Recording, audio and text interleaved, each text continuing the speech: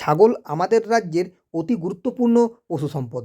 ছাগল আমাদের দেশের দরিদ্র জনগোষ্ঠীর আয়ের অন্যতম প্রধান উৎস হিসাবে বিবেচিত হয়।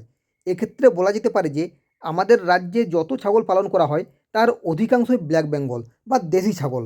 আর দেশি ছাগল অন্যান্য জাতের ছাগলের তুলনায় অনেক ছোট হয়, তাই এদের খাবারও তুলনামূলকভাবে অনেক কম লাগে এবং এই ছাগল পালনের জন্য জায়গাও খুবই কম লাগে এবং একজন খামারির নতুন খামার শুরু করার জন্য মূলধনও অনেক কম লাগে।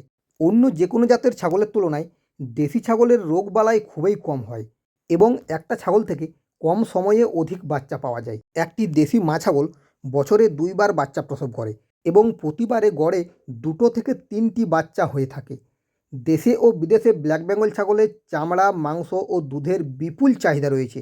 যদিও দেশি ছাগলের দুধ অনেক কম হয়, তবে দেশি ছাগলের দুধ শিশু, বাচ্চা ও রোগীদের জন্য খুবই উপকারী এবং বাজারে ছাগলের দুধের যথেষ্ট চাহিদা রয়েছে। বিশেষ করে যক্ষ্মা রোগী ও হাজল রোগীদের জন্য ছাগলের দুধ খুবই উপযোগী। ছাগল ভূমিহীন ও ক্ষুদ্র মাঝারি চাষিদের অতিরিক্ত আয়ের উৎস হিসাবে বিবেচিত হয়ে থাকে। এই কারণেই ছাগলকে গরিবের ব্যাংক বলা হয়। আজকের মতো এই পর্যন্তই। ধন্যবাদ।